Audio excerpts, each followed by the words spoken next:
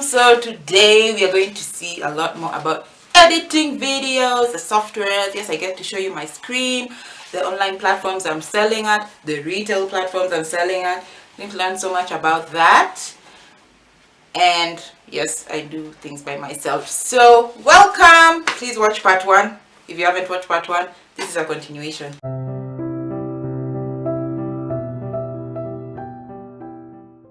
Thank you for the support for part 1, and this is now part 2. I'm going to talk more about my day-to-day life as a sewist. Today we're going to explore retail, what I'm doing with retail. As you remember, part 1, I said my business has been affected a lot by the pandemic. So today I'm going to show you some of the solutions I came up with, and also how I edit my own things. Yes, I do edit. In this video I'll edit. I edit my own videos, my own reels, my own photos. I've had to do that just because I need to keep to save money, basically. I'm not saying don't support graphic designers and don't support videographers. Definitely support them, but this is just my way of mitigating some costs until I can be able to afford to hire people again. So today we're going to see a lot of that, so stay tuned. And up next, so the first platform I will talk about is Notify Mall, that is run by Notify Logistics. I'm sure if you're on Kenyan Instagram a lot, you've probably seen the adverts. They are basically, they started the rent a shelf business model. Rent a shelf basically means instead of renting a whole shop, you rent a small section of the shop, usually a shelf.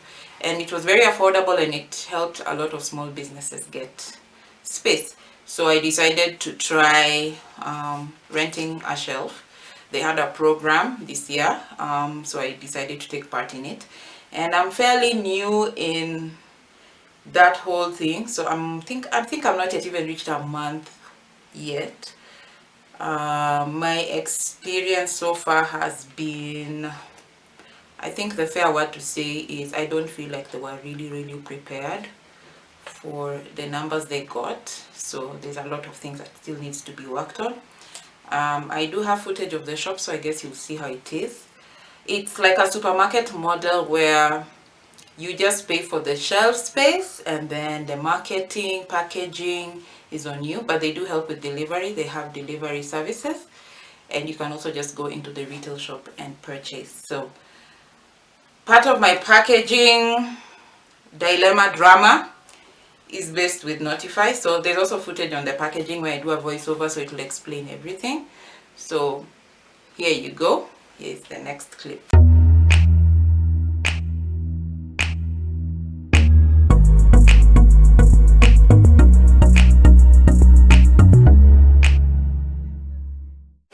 Just to clarify more about packaging, there is a difference between packaging for sending something to a client, like if it's a parcel, packaging for if the client has come to your shop to buy something and you put it in a package, and packaging for it's a retail space and you're not there to, I guess, see how the client reacts to your things, your items. You're not there to explain and all that.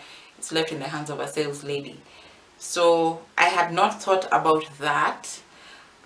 When Notify took my things for inventory and then I went to check after about a week, I realized my things were not visible, so I needed to do something to make sure they are more visible. So I did the best I could with the money I had to try and make it more visible.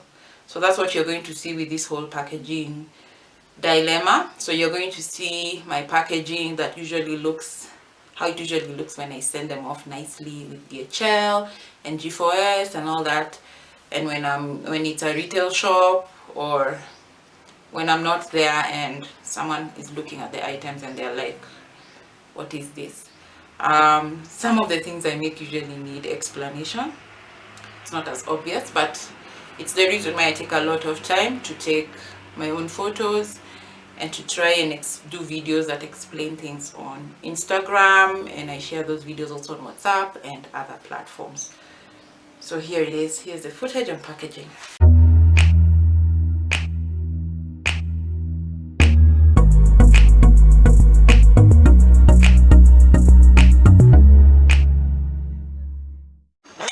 So I resorted to this for my packaging for now, for the items I'm putting at Notify.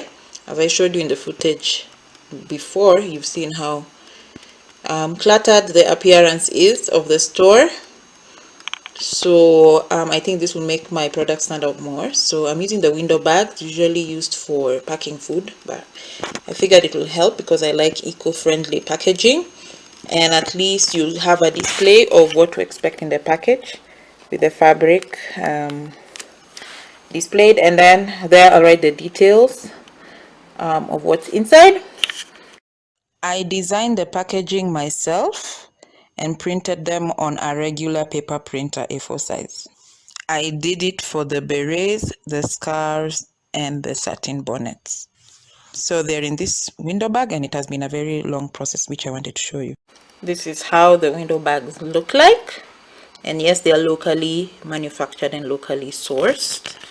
So you can get them in different sizes, but this was what was available in the shop. As you can see, locally made.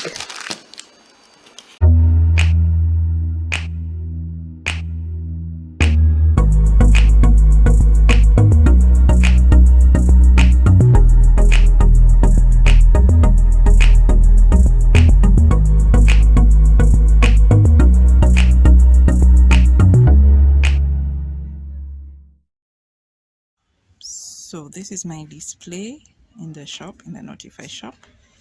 As you've seen the before and the after, so this is how it looks. What will help identify is the picture. You can see the beret, you can see the bonnet, and you can see the scarves. Yep, so that's a solution I came up with. And the small display section is for seeing the color.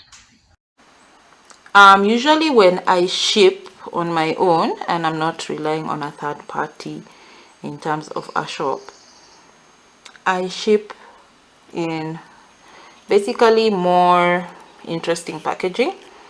And locally I use G4S, internationally I use DHL, and I try to make my packaging as nice as possible. So that's something else to keep in mind. Some retailers will allow you to bring your own bags, some won't, so it's just good to keep that in mind. This is my Notify logistics page for Treasure by Miamara. My budget items are here, where I sell things for less than 3,000 shillings. That's $30. So okay, so the thing about this specific market place they have is that they are in charge of listing, and they are the ones who do everything on the back end. For me, it's been a frustrating thing because they haven't listed the things the way I want, so I've been having a lot of back and forth with them. I feel like their strength is more in the retail in terms of brick and mortar shop, so this needs a lot of work. For someone like me who's had experience even with Jumia, I feel like they really need to work on this. Hopefully before the end of this month they would have worked on it, but I just thought I would show you so that you understand that just because you have things online and because you're working with a third party doesn't necessarily mean that things always go your way. So it's always good to take note of who your partners are and their strengths, their weaknesses, and just that there's a lot of follow-up to do. Yeah.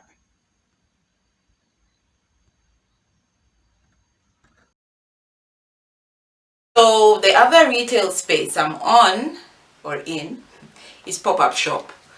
Pop-up shop is in AdLife Plaza, which is opposite Yaya Center on Ring Road, Kilimani. It's on mezzanine floor. They are a multi-brand store, so they have different designers stocking their things in the shop at a fee. It's also almost the same as Notify, where you pay, but this one you pay monthly. Depending, I guess, on what you're taking there. It's better to talk to the person running the shop.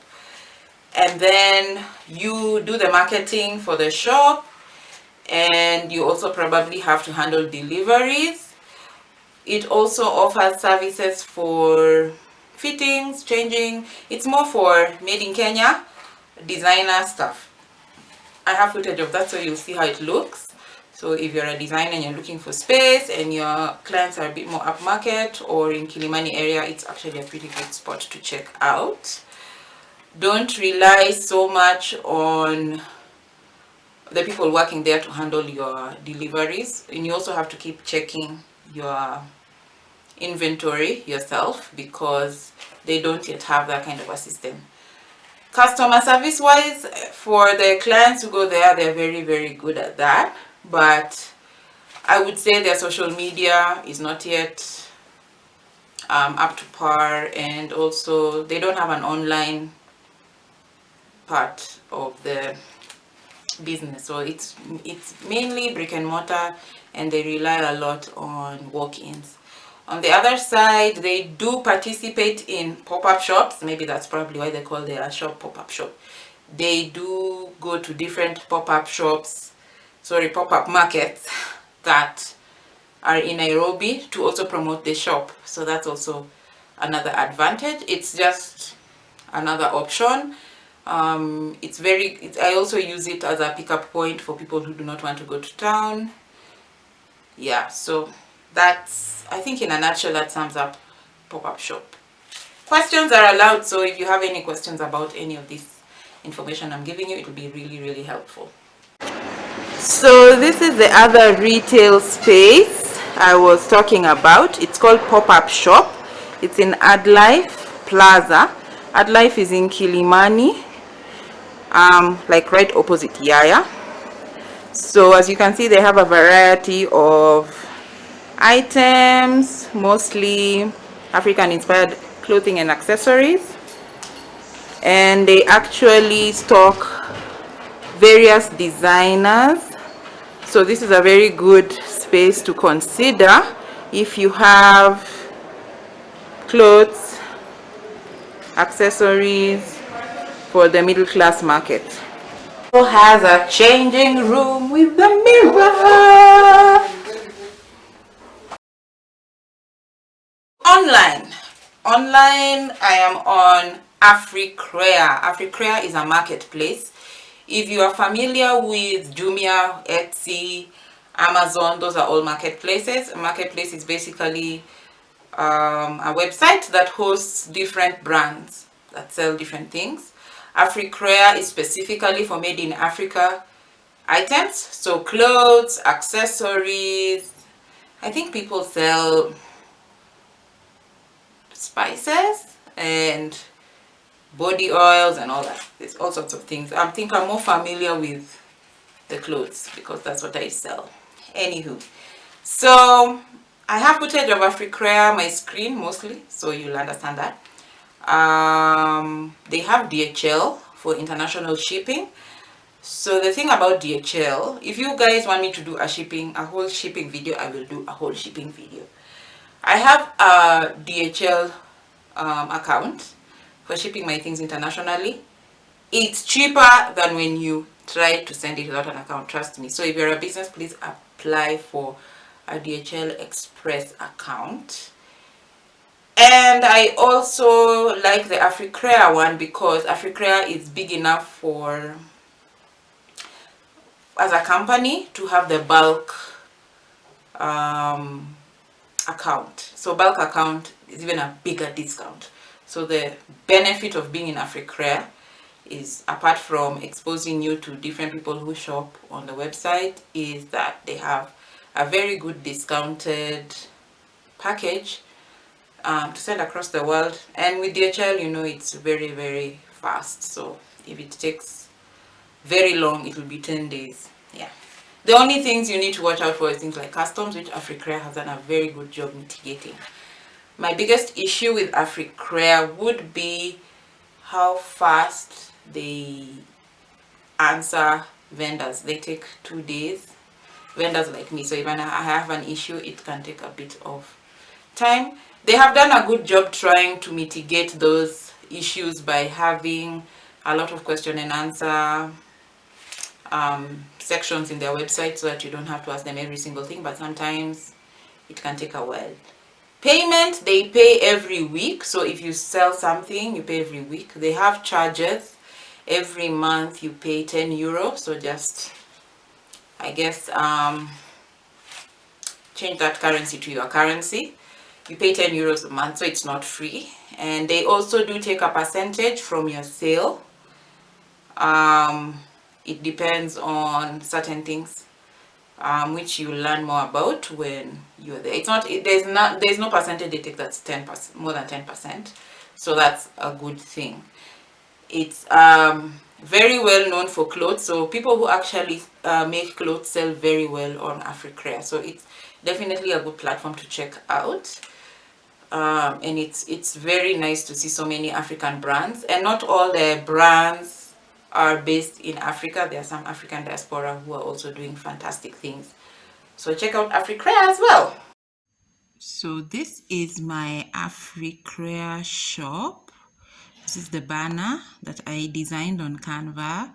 So you will see very many details of my clothes. So this is how I've placed them. So if you click on one photo, I also sell kangas there. If you click on one photo, you'll see the different views of it. So I can click on this one. It opens up and you can see the different views of the outfit. They have DHL for shipping, and you have to take the clothes yourself to DHL drop off. They have an account with DHL, so they have a very good rate for shipping things. So I use the DHL a lot. They also allow you to ship if you sell outside of the platform, which is a very big bonus on being on this platform. So that's my Afrikrea. I'll link it down below so that you can see more of it. So lastly, I have my own website. So you might wonder why I have my own website if I have my things on Afrikrea and I have my things on Notify Marketplace. But the reason why I have my own website is because you can't always put all your eggs in that one basket of some of these platforms. Anything can happen. They can change the rules on you. They can add the price. They can even go off, as we learned about when we saw Facebook have a blackout that was, I think, almost over 12 hours. So it's just my way of safeguarding my business so that I'm always online. I just hope nothing happens to Google. I really thought about the brick and mortar things. Anywho. So I have my own website. I'll show you footage of that. I also have my WhatsApp business line that actually I've seen they've upgraded so I can have several catalogs finally. I also sell on Instagram, but you know it always ends up on WhatsApp, so I have that. Locally I deliver with G4S, internationally I deliver with DHL. So for me, those are the kind of things that I have considered for my business. Packaging as well. I've learned more about packaging when you're sending something and packaging when you're on a shelf. I had never thought about how my things look like on a shelf, so I'm sure after seeing the Notify footage, you'll see the packaging dilemma I had. Yeah, so here is my website. This is my website. As you can see, it has different things that I do on it. It's a bit similar to the Afrikrea one. The reason why I have a website is that by now you know that Facebook did a number on us and disappeared, and it's always good to have backup. But I've had this website for a while because it's just general advice you're given when you are in e-commerce. It's always good to have backup because you can't just rely on online platforms like online shops, and you can't rely on social media. So it's good to have a website that you control. So I will link the contacts of the person who helped me with my website, as well as the person who hosts, because those are different people. And they do help me manage my own website, so I don't have to keep calling them. So for me, that's a very, very big bonus, and it's why I chose to work with them. So that's how my website looks.